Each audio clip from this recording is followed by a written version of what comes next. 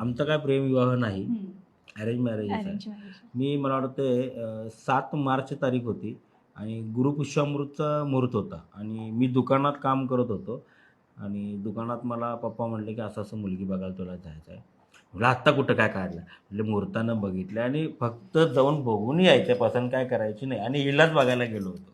आणि मी दाढी मला वाटतं त्यावेळी दाढी केली ती बहुतेक किंवा दाढी मी केली पण नव्हती, तसाच जाऊन बसलेलो आणि दाढी करून गेलेलो, पूर्ण चकचकीत दाढी केलेली. पहिल्या वेळेस. हा, आणि हिनंही मला बघितलं नाही आणि मीही हिला बघितलं नाही. बघायला गेलतो आम्ही दोघं पण, म्हणजे यांच्या घरी गेलो होतो आम्ही हिला बघायला.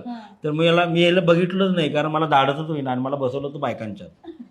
म्हणजे जसं त्या घरात सुरुवातीला मी अनकम्फर्टेबल होतो की नाही, ह्या सगळ्या यायच्या आणि आमच्यासाठी म्हणजे एखादी मुलगी अशी बसणं आमच्या बरोबर हे आमच्या इकडच्या याच्यामध्ये थोडंसं आम्हाला ऑकवर्ड फील होतं. म्हणजे